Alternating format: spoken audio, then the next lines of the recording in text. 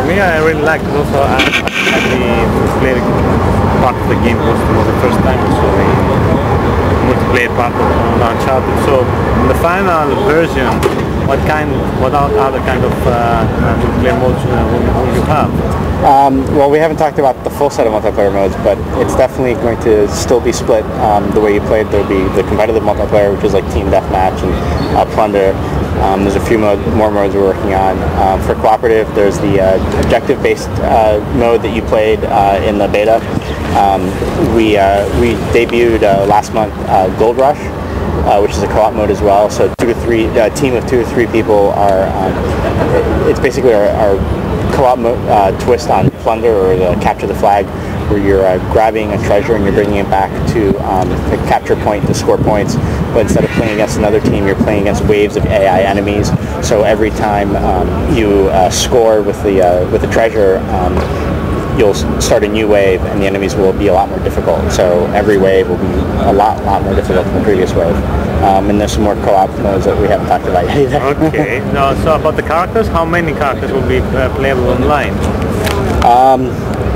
Well, it's gonna. I don't know what the full set is, and obviously there's some ones that we can't talk about yet. But there's definitely going to be.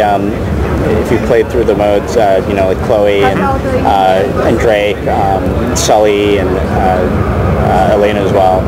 But we're making sure that just about every character you play in Uncharted 2 is in there as well, and you see some returning favorites. Are going to be some hidden characters to unlock through the single player? Yeah, there'll be some characters that you can unlock through a single player or through playing multiplayer.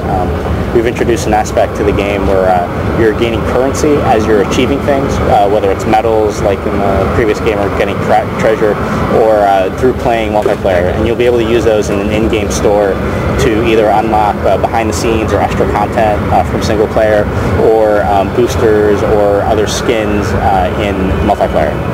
So about the single player, is it longer than the first one, the first Uncharted? Yeah, we haven't quite figured out exactly where it is. We're still doing gameplay testing in terms of the length, but we're looking to be definitely longer, at least 10 to 12 hours.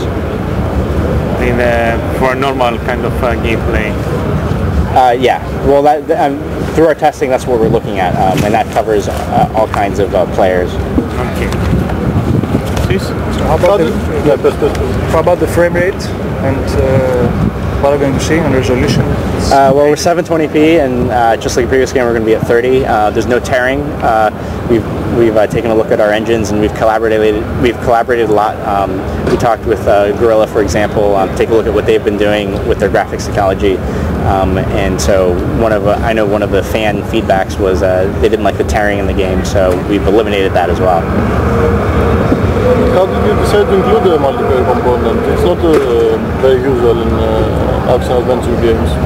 Well, believe it or not, it's something that from the very beginning we wanted to try to tackle. But since we were working very hard on building an engine and building a game with Uncharted Drake's Fortune, it was something that didn't work out in the scope. So when we were looking at Uncharted 2 to see what we wanted to do and what we could fit in, it looked like very realistic for us to include multiplayer. So from the very beginning of Uncharted 2, we decided to work forward with multiplayer, and we built our own technology for it. We've written our own netcode for all of it. We hired multiplayer designers specifically to work on the multiplayer aspect. So on multiplayer, how are you going to divide the regions?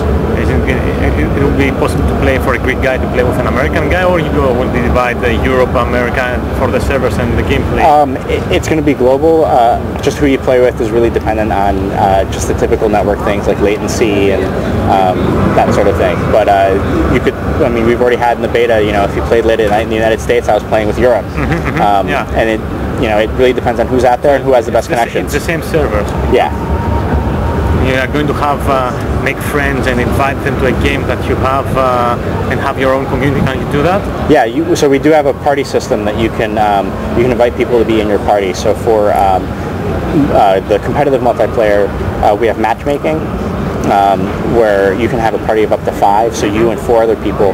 But if you're doing custom games, which isn't the matchmaking, you can have all 10 slots filled with you and your friends. So you can have up to 10 of you playing whatever you want, custom games. And then the same thing for co-op. You can decide that you can invite one or two other friends, just to play co-op only by yourselves. So do you think that what we had seen with Killzone 2, the single play part was a way to learn the game and play multiplayer was a lot better on multiplayer? Is it going to be the same with Uncharted? Because we know that the single player must have a strong story to be a good one as the first one, but do you think that the 10 hours that you mentioned, 12 hours, will be a good way to learn the game and then stay for the next year playing the multiplayer part? Well, I think you can jump into either one as long as you figured out sort of the gameplay mechanics and how the combat works. Either one's going to be the same. I mean, we're really hoping that that kind of is the case. People really come to Uncharted for the story, but stay for the multiplayer.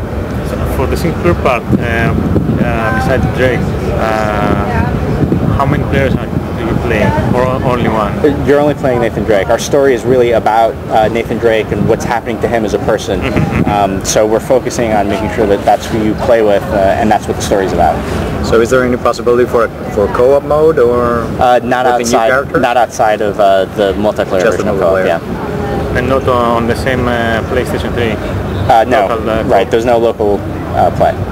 Can you tell us anything about any DLC which is going to be released with the game or in the near future? Right now we're planning on supporting it with DLC, but we haven't really settled on exactly when or where. So when we have, we'll announce that. Is an idea to plan a DLC with a whole new level, for example, or something like that, a big download? Or new multiplayer modes? Well, we're considering everything we can. I mean, we can create new playlists. We can do levels with DLC, so we're really just sort of taking a look at what is possible and what makes sense for us, and what people want to experience. Actually, we want to make sure that we're not putting DLC out there that won't be played. We want to make sure people enjoy what we're doing. So, would you prefer to do, for example, a DLC for the current game, or it's better for you as a team to work for the next Uncharted, for example? In the near future, in the next year, for example? Well, I mean, there's nothing better. I mean, we always want to keep working on everything, no matter what we do.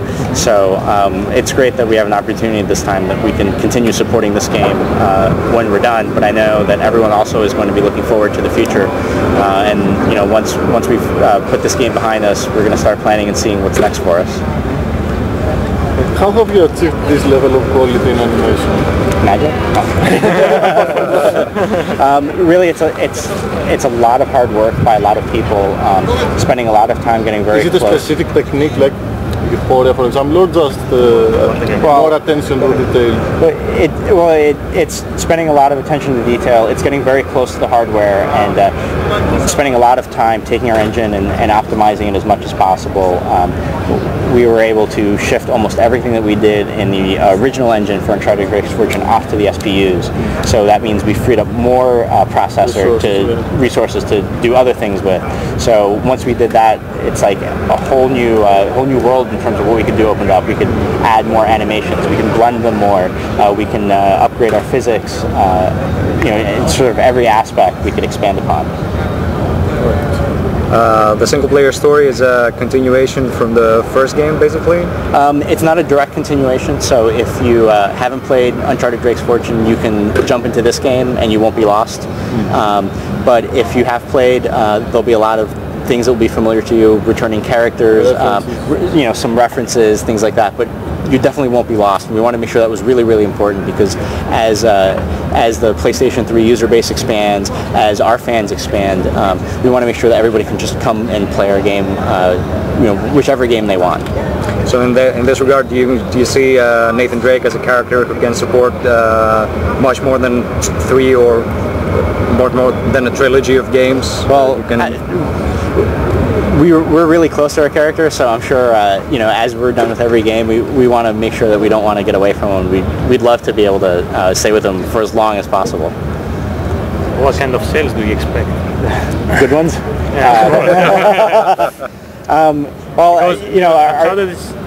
There is a hype about the game, and I guess for me it's a game that everybody would like, because it has single player, good story, multiplayer, good modes. It should be a hit. Now with the price drop, there will be more. We're hoping it's a hit. We're really, we're doing everything we can from both the gameplay to the way we're talking about the game to make sure that we do better than the previous games. Judging from the amount of work you put into the multiplayer modes, do you see this perhaps an installment in the series that can perhaps be solely multiplayer focused, or?